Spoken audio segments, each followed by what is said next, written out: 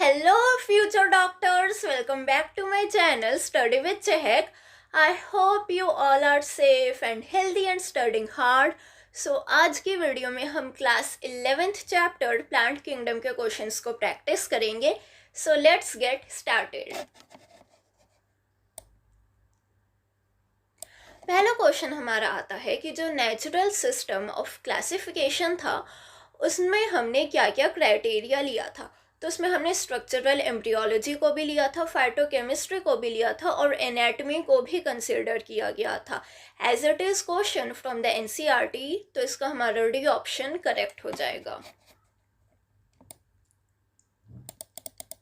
The earliest system of classification given by dash based on the gross superficial morphological traits was called dash. तो ये as it is line है from the NCERT जो कि कहती है कि classification का जो अर्लीस्ट सिस्टम था वो हमारे लीनियस ने इंट्रोड्यूस किया था और ये ग्रॉस सुपरफिशियल मॉर्फोलॉजिकल ट्रेट्स पे बेस्ड था, इसलिए हम इसको कहते थे आर्टिफिशियल क्लासिफिकेशन. तो हमारा सी ऑप्शन करेक्ट हो जाएगा.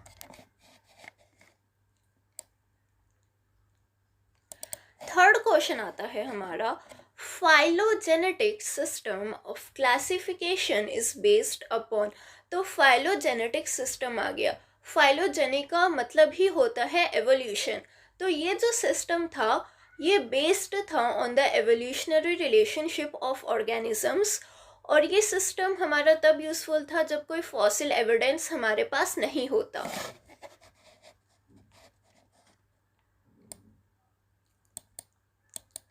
फोर्थ क्वेश्चन आता है हमारा, classification done on the basis of cytological information. Chromosome का क्या स्ट्रक्चर है और उसका क्या बिहेवियर है. इस सिस्टम को हम क्या कहते हैं? इसको हम कहते हैं साइटोटैक्सोनॉमी. साइटोटैक्सोनॉमी क्या होती है? हमारी जो साइटोलॉजिकल इंफॉर्मेशन पे बेस्ड होती है.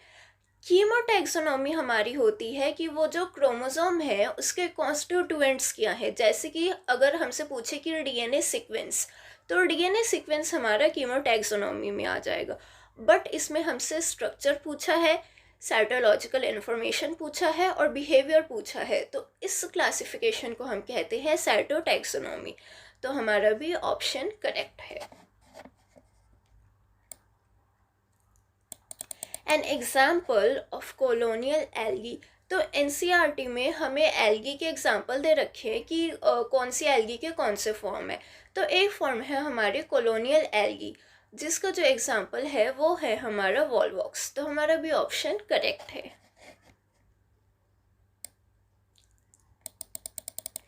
In algae, asexual reproduction occurs by the production of the different types of spores. The most common type of spore is basically जो सबसे कॉमन टाइप है वो जू स्पोर है. मैं बताती हूँ क्यों.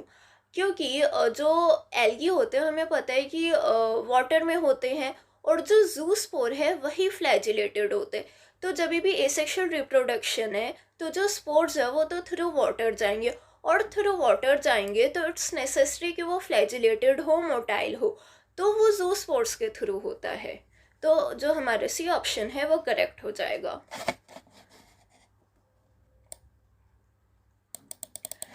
N isogamous means both gametes are.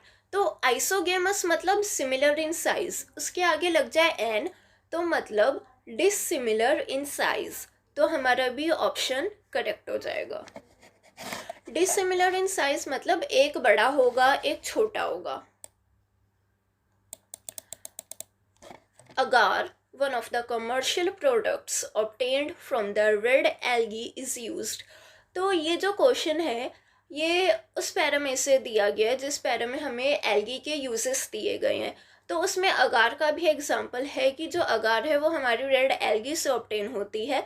और अगार का क्या काम होता है? अगार का काम होता है to grow microbes and in preparations of ice creams and jellies. तो हमारा सी ऑप्शन करेक्ट है, both A and B.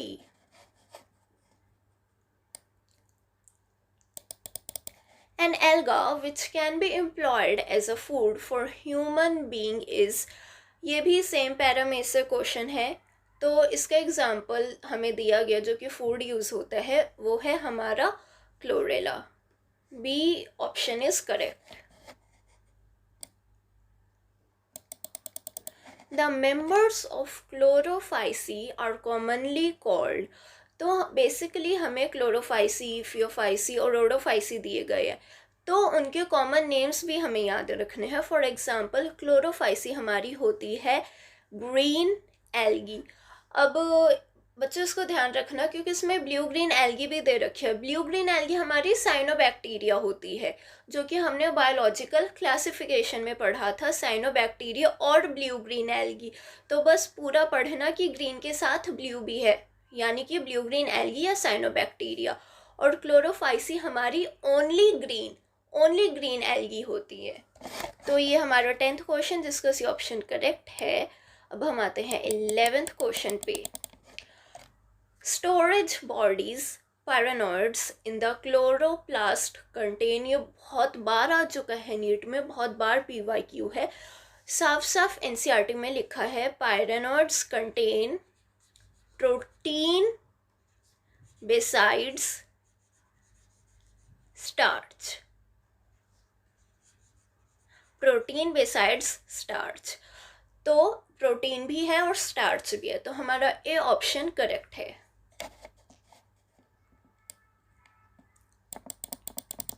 Which one of the following shows isogamy with non-flagellated gametes?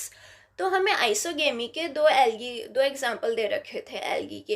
एक फ्लैजिलेटेड है, एक नॉन फ्लैजिलेटेड है। जो फ्लैजिलेटेड है वो हमारा यूलोथेरिक्स है और जो नॉन फ्लैजिलेटेड है वो स्पायरोगायरा है। तो इसका हमारा डी ऑप्शन करेक्ट हो जाएगा। Kelp and Ectocarpus. केल्प हमारी ब्रांच फॉर्म है और एक्टोकार्पस हमारी फिलामेंटस फॉर्म है। They belong to brown algae. Brown algae में हमें एग्जाम्पल दे रखे हैं जिसमें केल्प और एक्टोकार्पस हैं। इन ब्राउन एल्गी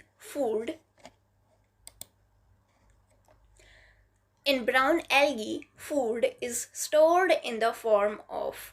तो जो टेबल है ये उसमें से क्वेश्चन है कि जो ब्राउन एल्गी है उसमें जो फूड है वो स्टोर होता है in the form of mannitol and laminarin. तो हमारा सी ऑप्शन करेक्ट है, both A and B. Moving on to the 15th question.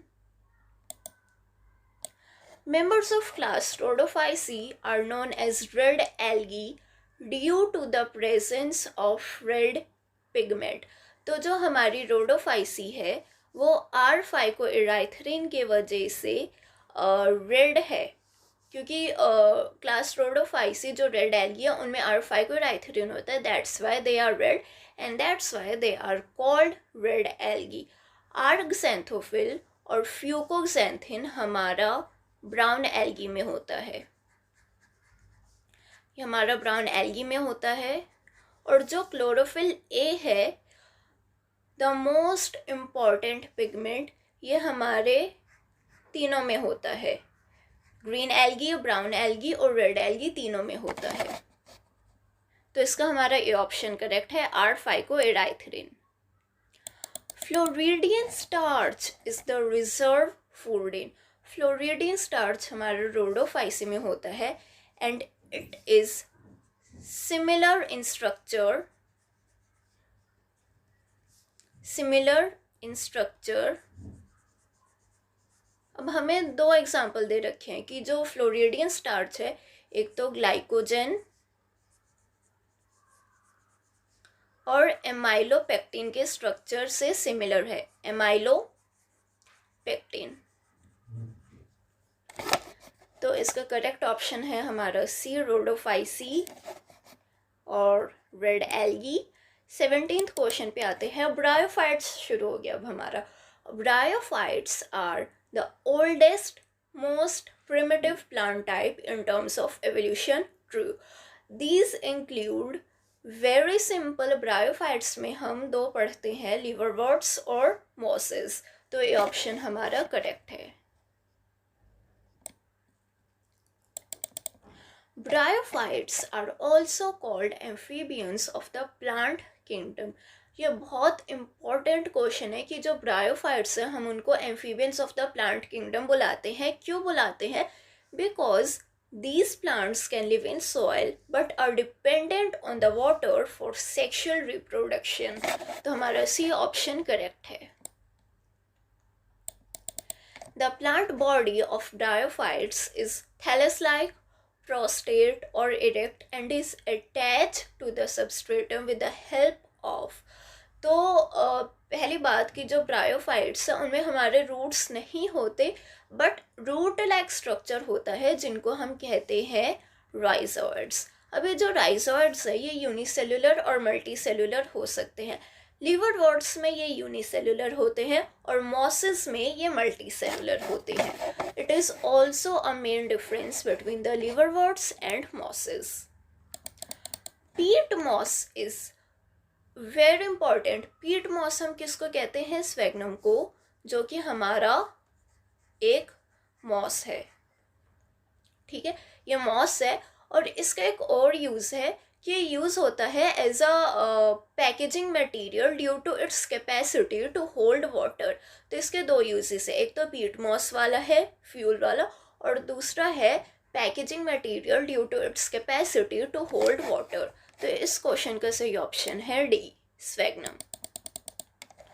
Mosses along with lichens are of great ecological importance because अब NCERT में हमें mosses के 3 uses दे रखे हैं. पहली बात, they colonise barren rocks and decompose rock. अब जब जो रॉक है वो डिकम्पोज हुई और उस डिकम्पोजिशन से हमारी सॉइल बनती है जिन पे हमारे जो हार्ड प्लांट्स है वो ग्रो होते हैं.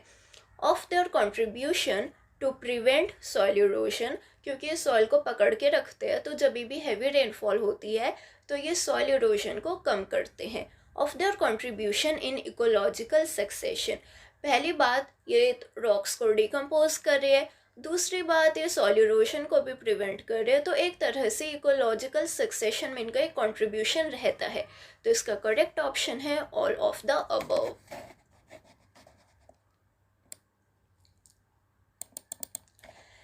Gammae are asexual birds which originate from the small receptacles called gamma cups. These are found in very important, बहुत बार आ चुका है ये क्वेश्चन भी. तो ये जो हमारे गैमा कप्स और ये जो गैमा होते हैं ये हमारे लिवरवर्ट्स में मिलते हैं. अब हमें आइडेंटिफाई करना है कि लिवरवर्ट इसमें से कौन सा है. फ्यूनेरिया नहीं, मार्शेंटिया. मार्शेंटिया हमारा लिवरवर्ट है. फर्न, फर्न तो टेरिडोफाइट है हमारा और जो स्वेग्नम है वो भी हमारा मॉस है. The protonema is a stage in the life cycle of. तो प्रोटोनीमा हमने पूरे चैप्टर में कहाँ पढ़ा था? मॉसिस में पढ़ा था. मॉसिस में जो हमारी डोमिनेंट प्लांट बॉडी है वो गैमेटोफाइट होती है. गैमेटोफाइट की 2 स्टेजेस होती है. जो पहली स्टेज है वो हमारी प्रोटोनीमा होती है. तो अब हमें इसमें से मॉसिस को आइडेंटिफाई करना है. तो हमारा करेक्ट ऑप्शन हो जाएगा फ्यूनेरिया. जो हमारा रिक्सिया है वो लिवरवर्ट होता है. ब्रायोफाइट्स में प्रोटोनीमा, सारे ब्रायोफाइट्स में नहीं होता. लिवरवर्ट्स में हमारा प्रोटोनीमा नहीं होता और पाइनस पाइनस तो ब्रायोफाइट है ही नहीं. तो हमारा भी ऑप्शन करेक्ट हो जाएगा Funaria which is a moss. The moss plant is, मैंने अभी प्रीवियस क्वेश्चन में बताया कि मॉस प्लांट मतलब जो सारे ब्रायोफाइट्स हैं उनकी जो मेन प्लांट बॉडी होती है वो गैमेटोफाइट होती है. गैमेटोफाइट गैमीट्स को प्रोड्यूस करते हैं.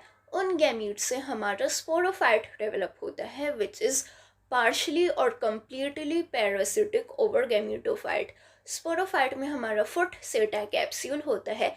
कैप्सूल में म्योसिस होता है और हमारे स्पोर्स प्रोड्यूस होते हैं. उन स्पोर्स से हमारा दोबारा एक जो गैमेटोफाइट है वो डेवलप होता है. तो ये जो साइकिल है वो रिपीट होता है. तो इसका सही ऑप्शन है predominantly gametophyte with sporophyte attach to it. Liverworts में जो हमारा स्पोरोफाइट है वो कम्प्लीटली पैरासिटिक होता है और मॉसिस में जो हमारा स्पोरोफाइट है वो पार्शियली पैरासिटिक होते हैं.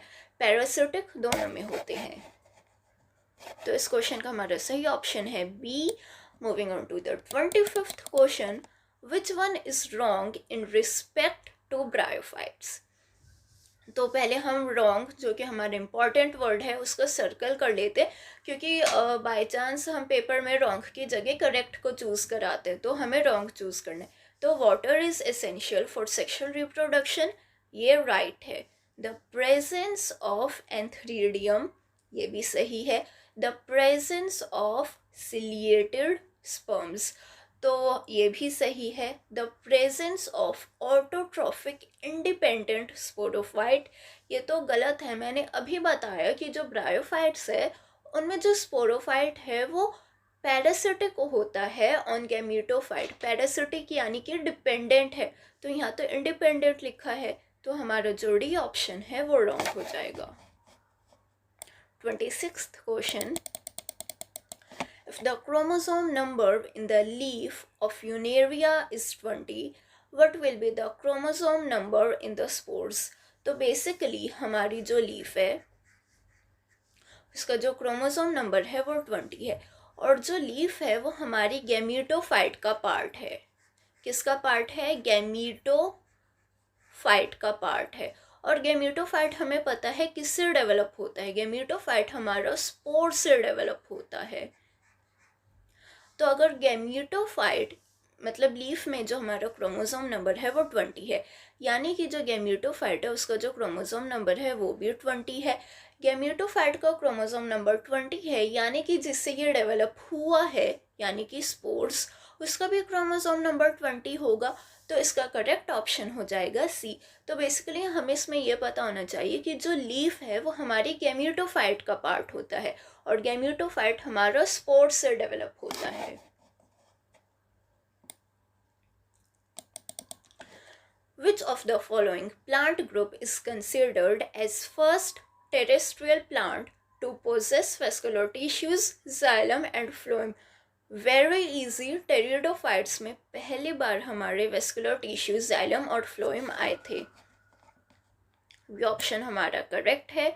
28th question, sporophytic generation is the dominant phase in the life cycle of. तो अगर हम देखें जो मॉसिस और लिवरवर्ट है वो हमारे ब्रायोफाइट्स के एग्जाम्पल है। ब्रायोफाइट्स के दो ग्रुप्स हैं, है ना, मॉसिस, लिवरवर्ट, और मार्शेंटिया जो हमें दे रखा है वो तो हमारा लिवरवर्ट ही है। अब जो स्पोरोफाइटिक जनरेशन है वो हमारी टेरिडोफाइट, जो फंड है वो हमारा टेरिडोफाइट, और टेरिडोफाइट्स में स्पोरोफाइटिक जनरेशन डोमिनेंट होती है। तो इसका करेक्ट ऑप्शन हो जाएगा B.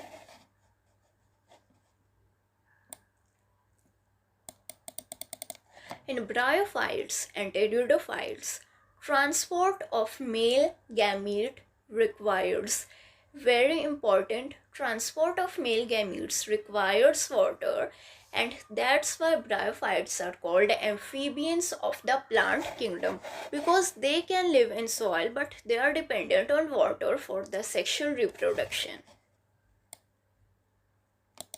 Prothallus of the fern produces, अब ये प्रोथैलस क्या है? प्रोथैलस हमने टेरिडोफाइट्स में पढ़ा था कि जो स्पोरोफाइट है वो हमारे मेन प्लांट बॉडी है। स्पोरोफाइट में म्योसिस होके हमारे स्पोर्स प्रोड्यूस होते हैं। उन स्पोर्स से एक small inconspicuous free living multi cellular mostly photosynthetic gametophyte produce होता है, और टेरिडोफाइट्स के इसी गैमीटोफाइट को हम कहते हैं प्रोथैलस। अब जो प्रोथैलस है वो हमारा गैमीटोफाइट है, और गैमीटोफाइट क्या प्रोड्यूस करेगा? गैमीट्स प्रोड्यूस करता है। तो हमारा जो बी ऑप्शन है वो करेक्ट हो जाएगा।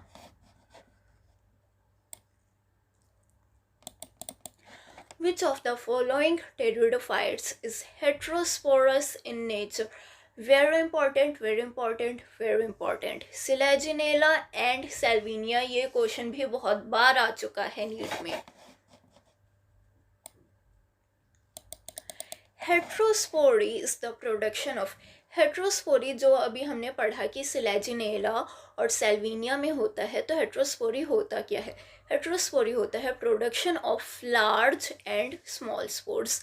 Microspore and megaspore. तो हमारा भी ऑप्शन करेक्ट हो जाएगा। Sporophyte is parasitic over gametophyte. This statement is true for। अब अच्छे से समझना, जो स्पोरोफाइट है वो पैरासिटिक है ओवर गैमेटोफाइट, यानी कि जो हमारी गैमेटोफाइट है वो मेन प्लांट बॉडी है, डोमिनेंट प्लांट बॉडी है, और गैमेटोफाइट किस में डोमिनेंट प्लांट बॉडी होती है? ब्रायोफाइट्स में। तो जो हमारा सी ऑप्शन है वो करेक्ट हो जाएगा। Gymnosperms are characterized by, very important yet very simple question, by the presence of naked seeds। naked seeds मतलब जो हमारे ovules हैं they are not covered by the ovary।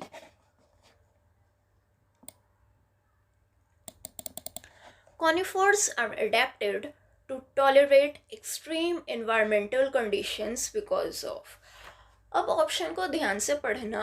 Basically जो ए बी सी है वो तीनों हमें सही लगेंगे और ये तीनों ऑप्शन ही कंफ्यूजिंग है, बट हमें इसमें से बेस्ट ऑप्शन को चूज़ करना है। तो इसमें से जो हमारा बेस्ट ऑप्शन है वो हमारा थिक क्यूटिकल होता है।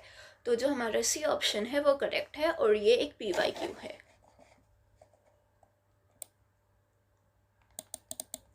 In Pinus male cone bears a large number of, क्या? एक तो जो पाइनस है उसका जो कौन है वो मेल है, मेल पूछा गया, तो मेल कौन है? तो हमारा क्या आ जाएगा? Microsporophylls.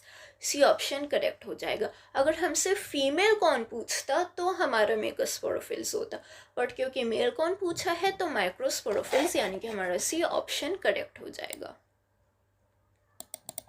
In gymnosperms the reduced gametophyte is called, as it is line from the NCERT, जो हमारा reduced gametophyte होता है उसको हम कहते हैं pollen grain।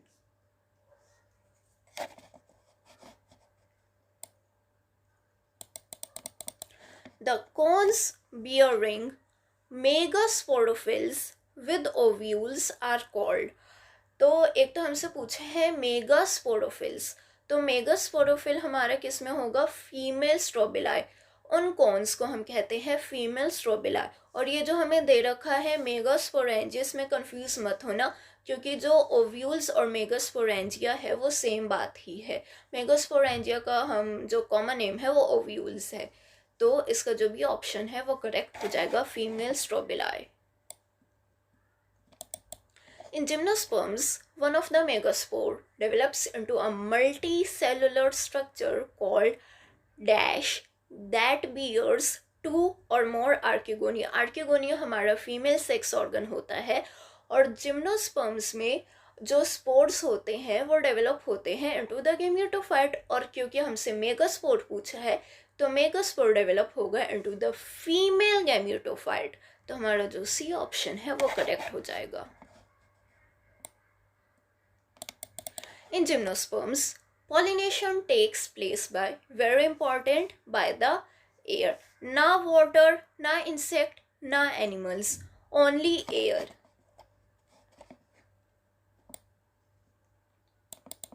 In gymnosperms, dominant phase is, gymnosperms, pteridophytes और angiosperms में हमारी dominant phase क्या होती है? Sporophyte, which is diploid in nature. ये भी हमें पता होना चाहिए कि जो स्पोरोफाइट है वो हमारा डिप्लॉयड होता है।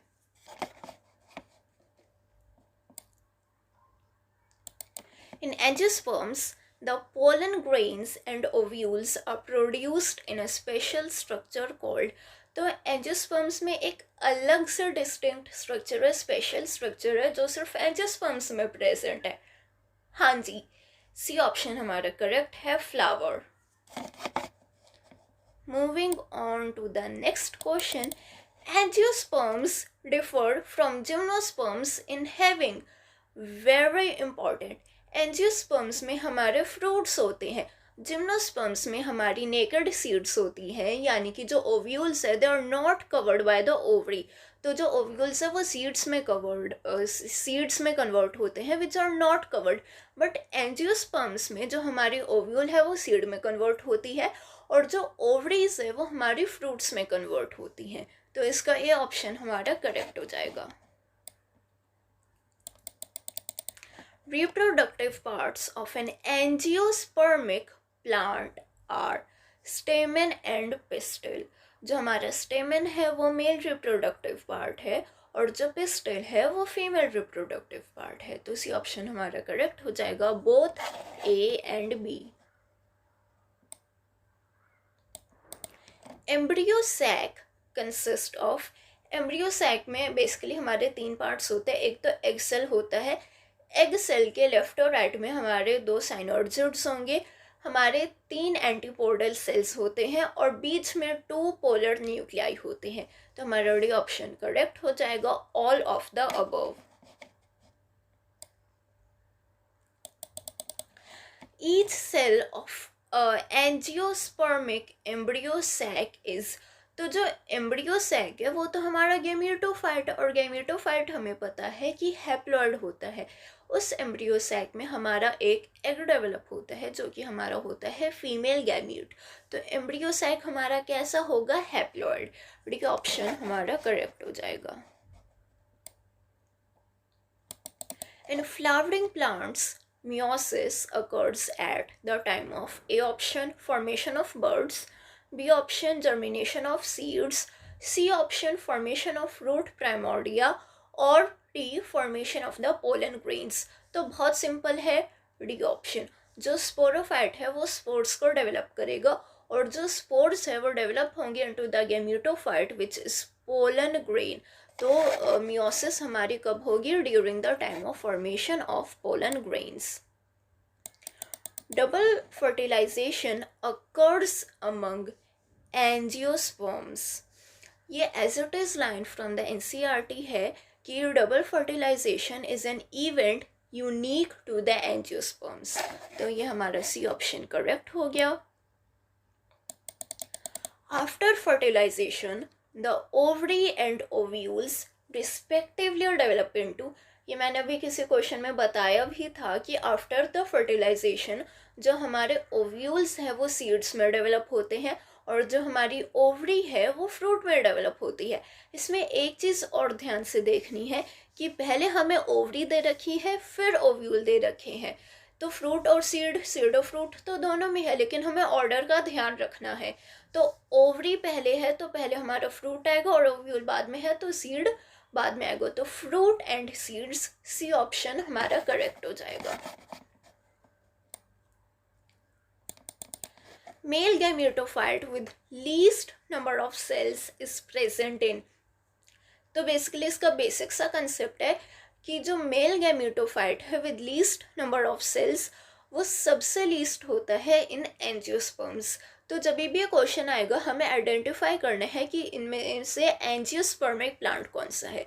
तो जो हमारा लीलियम फैमिली है, लिलिएसी फैमिली लीलियम प्लांट, वो हमारा एक एंजियोस्पर्मिक प्लांट है और एंजियोस्पर्म्स में जो हमारा मेल गैमेटोफाइट है उसमें सबसे कम नंबर ऑफ सेल्स होते हैं।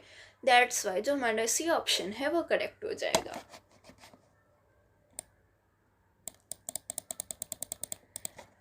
तो guys thank you so much, I hope कि आपके सारे क्वेश्चंस करेक्ट हो गए हों। अगर कुछ इनकरेक्ट भी है, कोई क्वेश्चन नहीं आया तो कोई बात नहीं, एनसीईआरटी लो चैप्टर को दोबारा रिवाइज करो, चैप्टर के उस टॉपिक को दोबारा रिवाइज करो and I am sure that you will get full marks in the NEET exam for this chapter. और till then see you in the next video. Work hard, study hard, don't forget to share it with your friends ताकि उनकी भी help हो सके and be safe. Bye bye.